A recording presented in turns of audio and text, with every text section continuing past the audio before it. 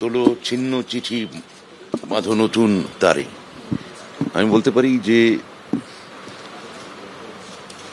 ওনার এই পুরো ব্যাপারটা উনি নিজেই আসতে চেয়েছিলেন।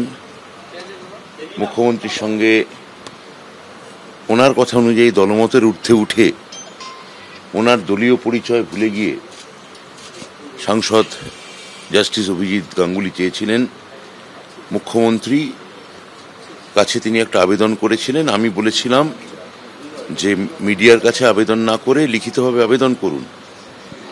তিনি আমার কাছে মুখ্যমন্ত্রী চিঠি দিতে আসারই কথা ছিল, অর্থাৎ তারপরেও তিনি এলেন না। মানে আমার একটা লোককবিতার পংক্তি মনে পড়ছে, লোকগানের, তুমি সর্প হয়ে দংশন করো, ওঝা হয়ে ঝাড়ো। তুমি সর্প হয়ে দংশন করো, ওঝা হয়ে ঝাড়ো। মুখ্যমন্ত্রীর কাছে উনিই বলেছিলেন আসবেন, মুখ্যমন্ত্রীকে চিঠি দেবেন আমার মাধ্যমে, মুখ্যমন্ত্রীর কাছে এটার একটা বিচার চাইবেন। তারপর উনি ব্যাক আউট করলেন এবং এই যুক্তিটা কোনো যুক্তি হতে পারে না যে যুক্তি উনি বলছেন। শিক্ষা দপ্তর পুলিশ প্রশাসনের সঙ্গে কোনোভাবে যুক্ত নয়। ফলে উনি আমার সঙ্গে দেখা করে এবং ওনারই দেওয়া সময় আমি সেই সময় বসেছিলাম, তো উনি এলেন না। ওনার এটা ব্যাপার, উনি দলীয়ভাবে কোনো বিপদে পড়লেন কিনা, দলীয় কোনো প্রতিবন্ধকতা তৈরি হলো কিনা, দল ওকে বারণ করলো কিনা, পরে এই ক্ষেত্রে ওনার কোনো অসুবিধা হবে কিনা এটা উনিই বলতে পারবেন।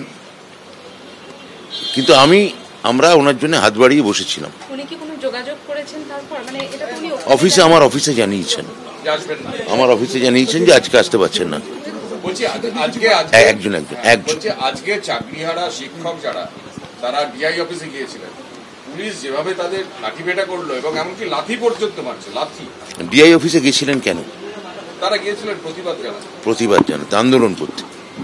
তাহলে আমার বক্তব্য হচ্ছে যে সেদিন নেতাজি ইন্ডোরে মিটিং এর পর মুখ্যমন্ত্রী বার্তা দেওয়ার পর ঘটনাটা দুর্ভাগ্যজনক, নিন্দাজনক, এগুলো যেমন একদিকে সবই সত্যি, আবার এটাও সত্যি যে সেদিন মুখ্যমন্ত্রীর নেতাজি ইন্ডোরে মিটিং এর পর তাদের নেতৃস্থানীয়র সঙ্গে আমার বৈঠক হয়েছে। আমরা বলেছি তাদের সর্বতোভাবে, মানবিকভাবে, আইনিভাবে কিভাবে যোগ্য বঞ্চিত শিক্ষকদের চাকরি ফেরত দেওয়া যায়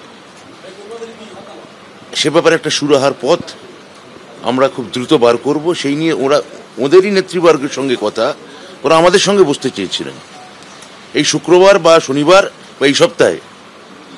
সে তারিখও ঠিক হয়ে গেছে যে ওরা আসবেন। হ্যাঁ,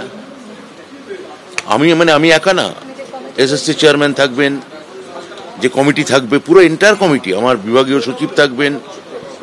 ওদের সঙ্গে বসে একটা সুরাহা বার করার কথা, বা ওদের দাবিগুলো, ওদের বেসিক দাবি কি আছে সেটা শোনার কথা। তাহলে আমার বক্তব্য হচ্ছে যে আপনি যদি যে সরকারের কাছে আপনি দাবি করছেন, সরকার আপনাদের সর্বতোভাবে সাহায্য করছে, শিক্ষা দপ্তর সর্বতোভাবে সাহায্য করছে, এসএসসি আপনাদের সঙ্গে যখনই দেখা করতে চাইছে দেখা করছেন, আমাদের সঙ্গে মিটিং চলছে, তাহলে সেখানে আপনার কথা অনুযায়ী আন্দোলন, লড়াই, প্রতিবাদ এগুলো তো কিছুদিন স্থগিত রাখা যেত। এগুলোর জন্য তো দিন পড়ে আছে।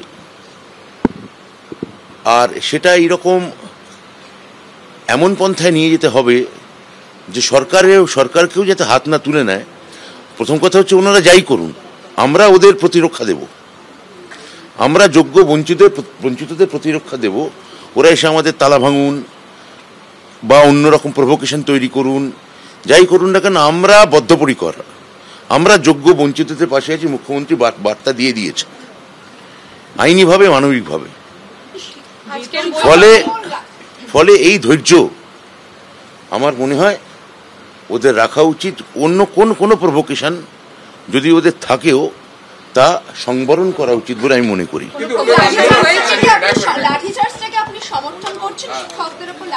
আমি তো প্রথমেই বলে দিলাম এটা তো একটা বিচ্ছিন্ন পার্ট নয়।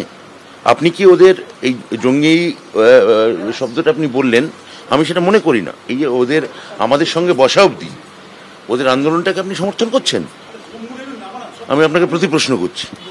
ওরাই আমাদের সঙ্গে বসতে চাইছেন, ওরাই আমাদের সঙ্গে আলোচনায় আসতে চাইছেন এবং একই সঙ্গে একটা ধ্বংসাত্মক আন্দোলনের দিকে যাচ্ছেন। দুটো তো একসঙ্গে হতে পারে না। ওরা যে আন্দোলনই করুক আমরা বসবো, আমরা সাহায্য করব, আমরা বদ্ধপরিকর। পুলিশ প্রশাসন কি করেছে, পুলিশেরও একটা নিশ্চয় ভার্সন আছে। আমি তো পুলিশ প্রশাসনে হয়ে আমি কোনো এখানে মানে মন্তব্য করতে পারি না। এটা আমার মনে হয় ওখানে একটু আগে সমস্ত মিডিয়ায় আমি দেখেছি আপনার পুলিশি ভার্সন নিয়েছেন, সেটা পুলিশকেই জিজ্ঞেস করুন। রাজনৈতিক দলের দ্বারা হচ্ছে না কোনো নির্দিষ্ট মিডিয়ার দ্বারা হচ্ছে, আমি কি করে বলবো? এ আমার পক্ষে বলা সম্ভব না, এটা আপনারা বেটার বলতে পারবেন।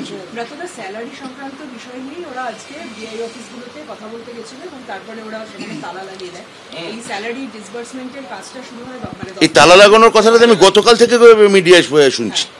তাহলে আজকে তাহলে ওই তালা লাগানোর ব্যাপারটা গতকাল থেকে নির্দিষ্ট, ডিআইতে ঢুকতে দেবো না। আমরা বারবার বলছি আমরা পোর্টাল আপডেট করব। মুখ্যমন্ত্রী বার্তা পরিষ্কার দিয়েছেন, কোনো স্কুলে কোনো টারমিশন লেটার নেই, কোথাও বেতন বন্ধের কথা কি আমরা জানি না, আমি অন্তত জানি না দেওয়া হয়েছে কিনা। তাহলে আশঙ্কা করছেন। তাহলে আমার বক্তব্য হচ্ছে ওরা আশঙ্কা করছেন, অথচ নিশ্চয়তা রাখতে পারছেন না। যে কোনো একটা মনোভাবে থাকা উচিত, হয় আশঙ্কা করুন, হয় আন্দোলন করুন, বা বলুন যে এই সরকারকে আলোচনা আমি চাই না, সরকার যা পারে করুক। আমি তারপরেও বলছি ওরা যে কোনো পন্থা নিতে পারেন, আমরা শান্তভাবে আইনি পথে মানবিক পথে ওদের সহযোগিতা করতে বদ্ধপরিকর। দুদিনের সময় দেওয়া হচ্ছে, এসএসসি তালিকা প্রকাশ করো, না হলে পরবর্তী পদক্ষেপ কি হবে তারা দেখে নেবে। শনিবার পর্যন্ত সে উনি বলতে পারেন, উনি রাজনৈতিক লোক, উনি ওনার কথা আমি ধরছি না। উনি তো এসএসসিতে গেছিলেন, তো এসএসসিও তো সরকারি সংস্থা, অটোনমাস সংস্থা, তা সেখানেও গেলেন প্রতিবাদে, সেখানে না যেতে পারতেন। এই ঘটনা তো সকালবেলা ঘটেছে। উনি বলছেন যে লাঠিচার্জের প্রতিবাদে উনি আসেন, তাহলে এসএসসি অফিসে গেলেন কেন? এসএসসিও তো সরকারি সংস্থা, এসএসসি অফিসটা বয়কট করতে পারতেন।